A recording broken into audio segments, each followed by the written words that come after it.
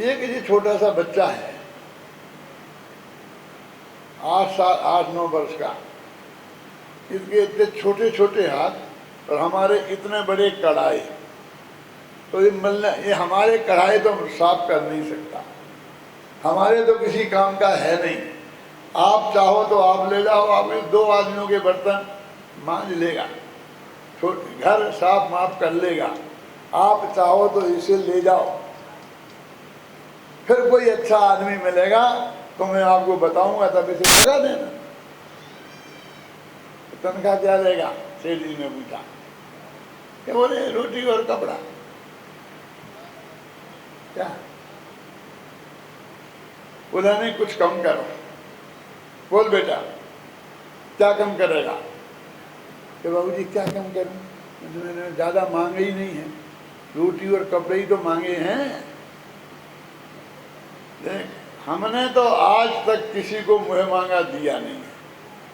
Bargaining करना तो हमारा धंधा है, क्योंकि हमारा सिद्धांत है। मैं अमेरिका जाता हूँ तो प्लेन में एक पत्रिका रखी रहती है, वो हर में बदलती तो रहती ही है, लेकिन एक वाक्य कभी नहीं बदलता।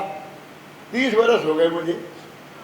उसमें क्या लिखा रहता है कि बार्गेनिंग ही कमाई है। जो चीज बाजार में जितने में मिलती है वो तो चाहे जहां ले लो, समझ रहे ना? ये सनलाइट साबुन 2 रुपए में मिलती है, तो 2 रुपए में तो गांव में चाहे जहां ले लो। तुम 2 रुपए में खरीद लाए, इसमें क्या हो गया? तुम 2 रुपए में जो 5 पैसे कम करा लाए, वो कमाई है। बार्गेनिंग इज अर्निंग, ऐसा लिखा रहता है। वो मैं हर दफे पढ़ता हूँ, पत्रिका पलटा पलटी करता हूँ। क्यों? तो हम बार्गेनिंग तो करेंगे। सेठ जी बोले कि ठीक है, तो अब बोल क्या कम करेगा? तो रोटी कम करूँगा तो भूखा रहूँगा, तो आपके यहाँ काम नहीं कर पाऊँगा, इसलिए कपड़े कम कर देता हूँ, आपके घर दिगंबर होके रहूँगा। तब सेठ जी को पता लगा कि मैं कितनी गलत बात कर रहा था। रोटी और कपड़ा सबसे कम चीज मांगी, और उसमें भी बात नहीं चाहिए इसको, उसमें भी कम कराएगा। इस तरह वो लड़का अपने ही घर में चौका बर्तन करने के लिए आ गया, और तनख्वाह क्या? रोटी और कपड़ा। माँ बहुत दुखी है उसकी। क्यों? क्योंकि बेटा खो गया है। बेटा भी बहुत दुखी है, क्योंकि माँ बाप खो गए हैं। माँ बाप खो गए हैं, बेटा खो गया है। बेटा तो सामने ही खड़ा है ना? माँ बाप तो सामने ही खड़े हैं, तो क्या खोया है? क्या खोया है? अपनापन खो गया है। ये बेटा अपना है, ये माँ पिता हमारे हैं, अपने हैं। जो पहले अपनापन था तो आनंद बरसता था, और वो अपनापन खो गया तो माँ बाप भी कितने दुखी, और वो बेटा भी कितना दुखी। बोलो, दुख का कारण क्या है? अपने में से अपनापन खो जाना अनंत दुख का कारण है। और सुख का कारण क्या है? अपने में अपनापन हो जाना। अपने में से अपनापन खो जाना ये अनंत दुख का कारण है, और अपने में अपनापन हो जाना ये अनंत सुख का कारण। इतना सा मोक्ष मार्ग है। मैं तो बहुत सरल बता रहा हूँ आपको। इतने उपवास करने पड़ेंगे, इतने व्रत पालने पड़ेंगे, इतने पैसा दान में देना पड़ेंगे, इतना चंदा करना पड़ेगा, इतने व्यायाम करना पड़ेंगी, टांगें ऊपर करनी पड़ेंगी, नीचे करनी पड़ेगी। क्यों? सारी दुनिया में भटकना पड़ेगा? कुछ नहीं, बस यहीं शांति से बैठे हो और अपने में अपनापन आ जाए तो अनंत सुख की धारा फूट पड़ेगी, और अपने में अपनापन खो गया तो अनंत दुख की धारा। देखो बच्चा को सुखी होने के लिए क्या करना, माँ बाप को सुखी होने के लिए क्या करना, कि अपने बच्चे को खोजना है। क्यों? क्या करे वो बच्चे के खोजने के लिए? क्या करे? पूरा मेरठ के 10 चक्कर लगाए, कि पूरी यूपी छान मारे, कि पूरे हिंदुस्तान की खोज करे? क्या करे? कि सारी दुनिया की खोज करे, यहाँ से जाए लंदन होता हुआ अमेरिका पहुंचे, वहाँ से जापान होता हुआ आए इधर लौट के पूरा चक्कर खा के पृथ्वी का, तो मिल जाएगा बच्चा। लेकिन हम तो आत्मा की खोज में ऐसा ही कर रहे हैं ना, सारी दुनिया छान मारे, फोन में चले जाओ, जयपुर चले जाओ, यहाँ चले जाओ, वहाँ चले जाओ, कहीं नहीं जाना है। क्यों? कि बच्चा तो घर में है। आत्मा तो तू स्वयं है, इस आत्मा की खोज में कहाँ जाना है? कहीं नहीं जाना है। ऐसा नहीं कहने कहना सोनगढ़ में जाना, जयपुर आना, ऐसा मैं नहीं कहता हूँ। मैं कहता हूँ ना सोनगढ़ जाना ना जयपुर जाना, तो शिविर में जाना कि नहीं जाना, कि अपने में जाना। ये सुनना हो तो शिविर में जाना, कि कहीं दूसरे में नहीं जाना है, सिर्फ अपने में जाना है। बच्चा पोंछा लगा रहा था और माँ बाप के चाय पानी बन गया था, तो डाइनिंग टेबल पर बैठकर चाय पानी और थोड़ा हलवा बनाया था, तो वो खा रहे थे, वो बैठे थे, लेकिन खबे ही नहीं, गले के अंदर उतरे ही नहीं, आंख में अश्रु की धारा, और बच्चा भी पोंछा लगा रहा। बच्चे को जोर की भूख लगी और हलवा की सुगंधी आकर जो हमेशा खाता था उसको एकदम मन ललचा है, और माँ बाप से खाया नहीं जाए।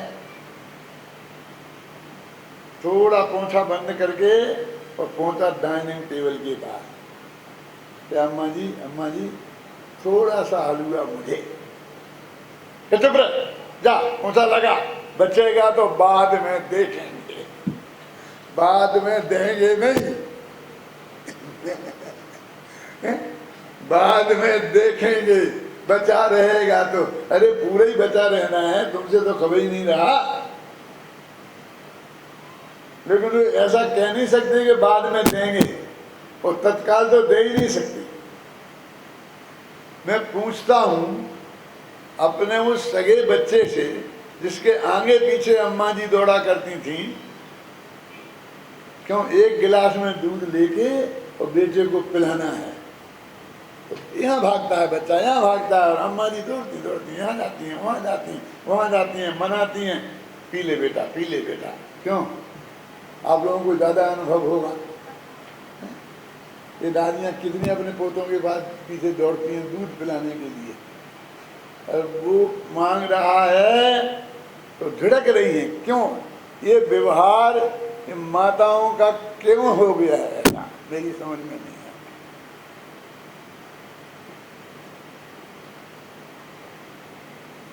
एक दिन एक पड़ोसन बोली कि अम्मा जी एक बात कहूँ, बुरा ना मानो तो। ये बोल क्या कहना चाहती है, बोल।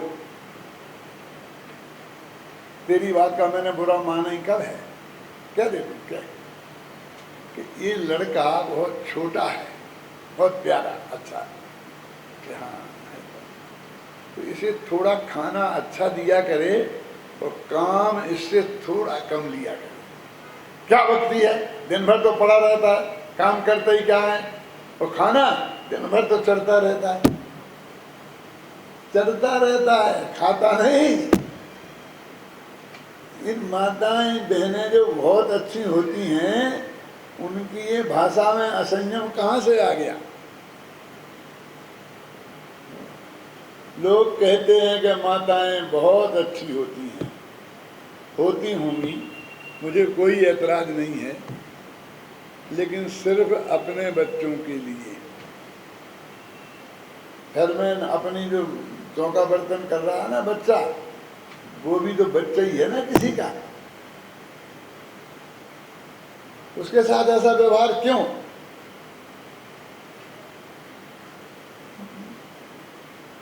वो अपनापन नहीं है।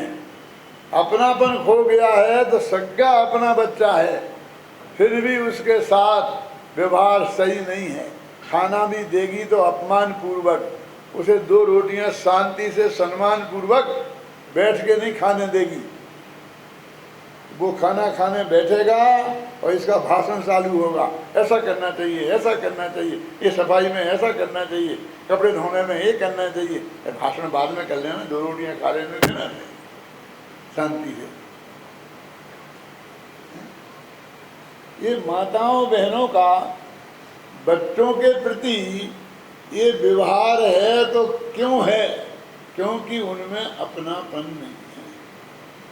अब हम कितना समझाएं कि ये लड़का बहुत अच्छा है, गोरा भूरा है, पढ़ा लिखा है, बुद्धिमान है, समझदार है, क्यों?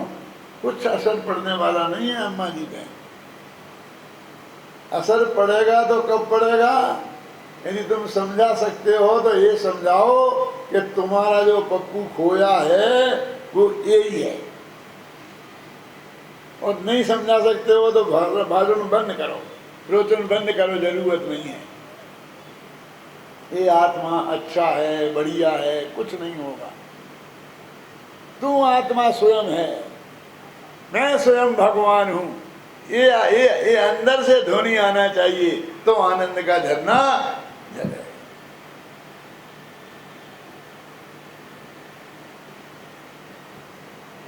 घर में बच्चा है, माँ बाप सामने हैं, अपना घर है, हैं?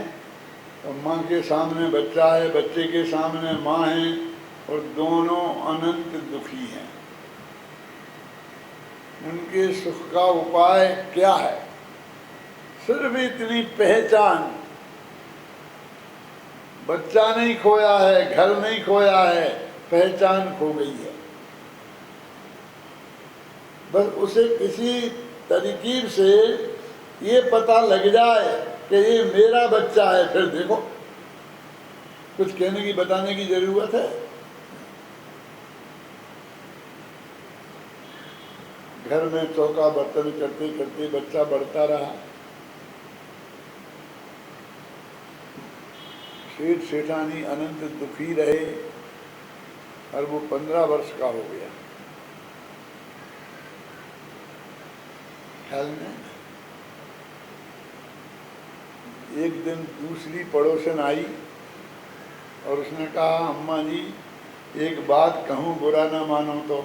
कि बोल बोल, क्या क्या कहना चाहती है? कि ये जो लड़का है ना, ये बिल्कुल अपने पप्पू जैसा ही लगता है।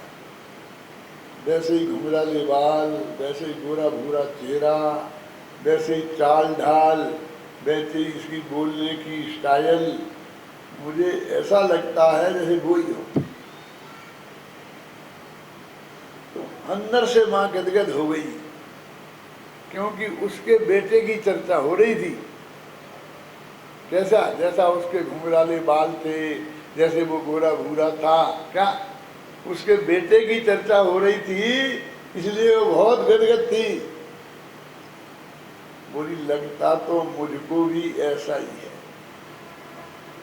न मालूम कहाँ होगा, होगा कि नहीं होगा, कहीं मर मरा गया होगा एक्सीडेंट में, और होगा तो किसी के घर में चौका बर्तन कर रहा होगा।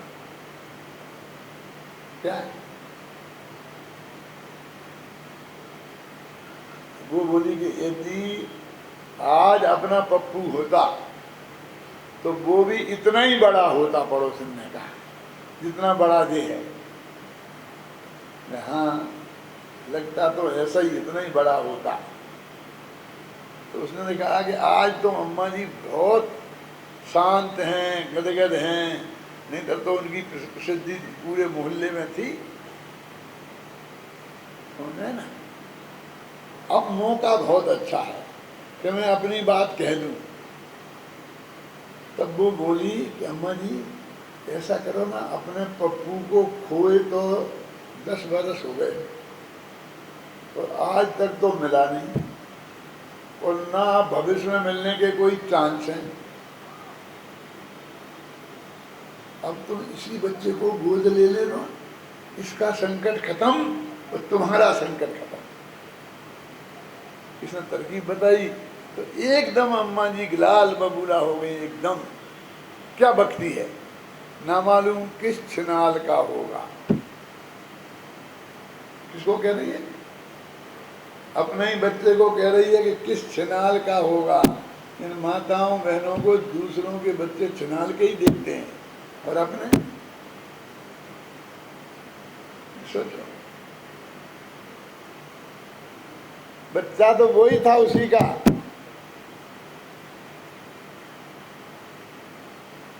ऐसा ही अपना ये भगवान आत्मा अपने घर में पराया बच्चा बन के रह गया है, और घर में चौका बर्तन करने में इसकी सारी जिंदगी बीत गई है। कोई शराबे की दुकान कर रहा है, कोई ये चने बेच रहा है, कोई ये भूल बेच रहा है, कोई गल्ला कर रहा ना। ये सब वही है, घर का चौका बर्तन करने जैसा ही है। ये मत समझना कि बहुत बड़ी महान काम है। ये अपने भगवान आत्मा को भूलकर इस शरीर में अपनी अपनापन करके उसका पेट भरने के लिए ये जितने भी धंधे पानी आप लोग कर रहे हैं, वो उस बच्चे के चौका बर्तन करने जैसे ही हैं। एक बार अपने भगवान आत्मा को पहचान ले। मालूम अष्टपहड़ में तो क्या लिखा है कि जिसकी सारी दुनिया वंदना करती है वो जिसकी वंदना करे, जिसकी प्रशंसा सारी दुनिया करती है, यानी वो अरहंत भगवान, तो सारी दुनिया जिन्हें नमस्कार करती है वो जिसमें नमे। सारी दुनिया जिसकी प्रशंसा करती है वो जिसकी प्रशंसा करें, मैं तो उसे नमस्कार करता हूँ। तो कौन है वो अपना आत्मा।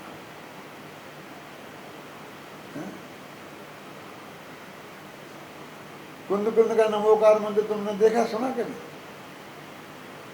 ये जो नमोकार मंत्र पढ़ते हो वो किसका है तुम्हें मालूम? अब आज नहीं करता हूं मैं बात, एक आध दिन नमोकार मंत्र की बात करूंगा, उसी के लिए भी मुझे 2 घंटे चाहिए। नमोकार मंत्र आप जानते हैं, उसको समझाने के लिए मुझे 2 घंटे चाहिए, तो मैं समझाऊंगा आपको। उसी दिन कुंद कुंद का नमोकार मंत्र भी समझाऊंगा। तो ये कहते हैं कि वो अपना भगवान आत्मा, ये जितने भी भगवान बने हैं, आत्मा से परमात्मा बने हैं, वे सब कैसे बने मैं आपसे पूछता हूं। सब जानते हैं, पक्का जानते हैं, और सब एक मत हैं, किसी को मतभेद नहीं है। जितने भी आदिनाथ से लेकर भगवान महावीर तक जितने भी तीर्थंकरों को केवल ज्ञान की प्राप्ति हुई है, जब वे केवल ज्ञान की प्राप्ति उन्हें हुई तब वे क्या कर रहे थे? सोचो। आहार कर रहे थे, विहार कर रहे थे, प्रवचन कर रहे थे, समझा रहे थे, क्या कर रहे थे? ध्यान कर रहे थे। किसका ध्यान कर रहे थे? भगवान महावीर किसका ध्यान कर रहे थे? आदिनाथ का कि आदित्यनाथ का? आत्मा का। किसके आत्मा का? अपने आत्मा। ये सब एक मत है ना। कोई एक भी आदमी को विरोध हो तो बताओ कि जब भी उन्हें केवल ज्ञान हुआ तब सभी अपने आत्मा का ध्यान कर रहे थे। तो भगवान बनने का उपाय अपने आत्मा का ध्यान करना है। इतना तो नक्की हो ही गया ना, इसमें तो कोई मतभेद नहीं है, इसमें तो 18 दिन की जरूरत नहीं है।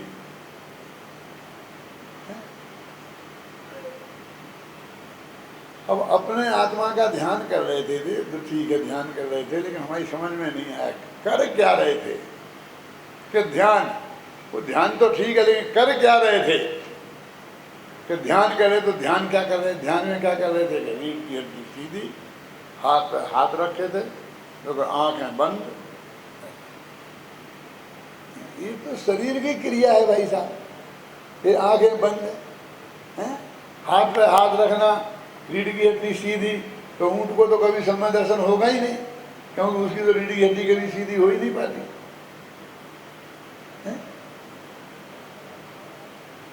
तुम बताओ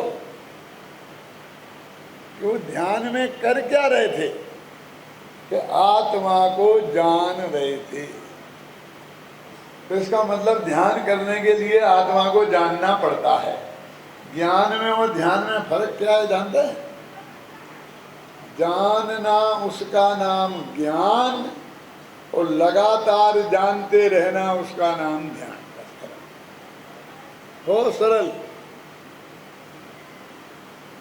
पहली दफे जानना उसका नाम ध्यान, ज्ञान, और लगातार उसी को लगातार जानते रहना उसका नाम ध्यान।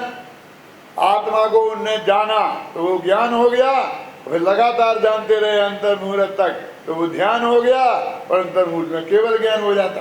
ध्यान से ज्ञान, ज्ञान से ध्यान, इतना सा मोक्ष मार्ग है कि वो 12 वर्ष तक तपस्या करी, उसका क्या हुआ कि कुछ नहीं।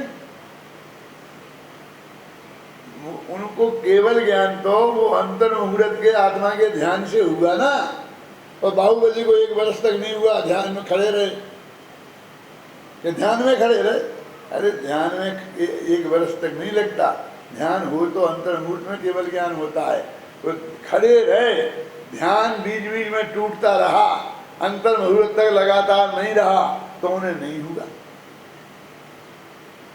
अब जब आत्मा को जानेंगे तभी तो उसमें अपनापन आएगा ना। बिना जाने अपनापन कैसे आ जाएगा? तो मोक्ष मार्ग कितना रहा? आत्मा को जानना, उसमें अपनापन लाना और फिर ध्यान करना, बस मोक्ष। इतना मोक्ष में केवल ज्ञान होता है, इतना सा कोर्स है।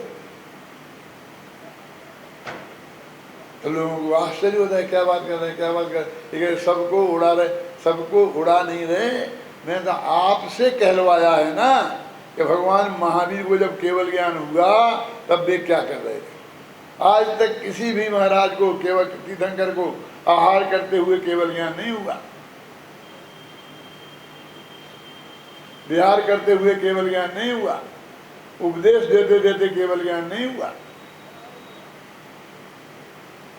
असली धर्म तो वो है ना जिसमें अतीन्द्रिय सुख, अनंत सुख और केवल ज्ञान की प्राप्ति हो।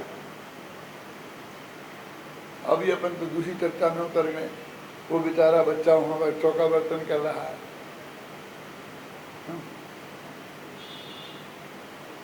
यदि माँ ने उसे नहीं पहचाना, उसने माँ बाप को नहीं पहचाना, तो सारी जिंदगी चौका बर्तन करते जाएगी। इन सेठ जी के घर से छूट जाएगी नौकरी तो दूसरे के यहाँ भी चौका बर्तन करने की नौकरी मिलेगी। इसलिए उसको पहचानना बहुत जरूरी है। ऐसे ही अपन ने यदि अपने आत्मा को नहीं पहचाना,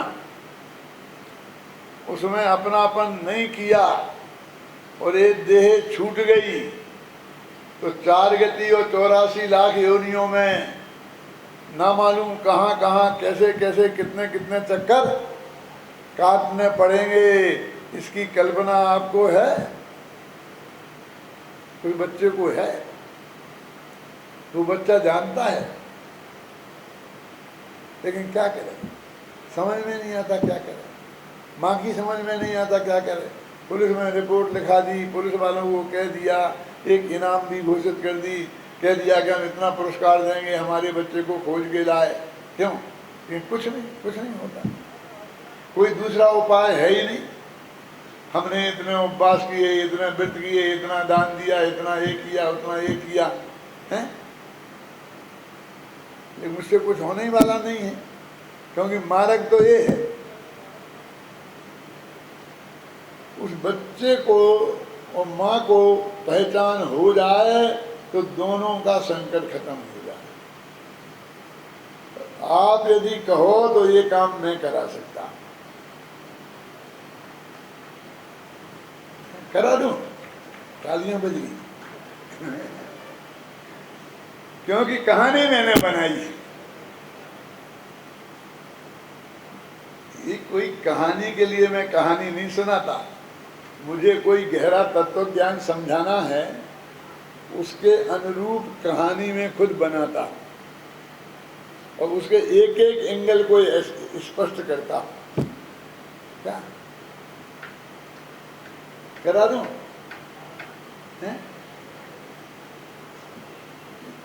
जब वो बच्चा 16 वर्ष का हो गया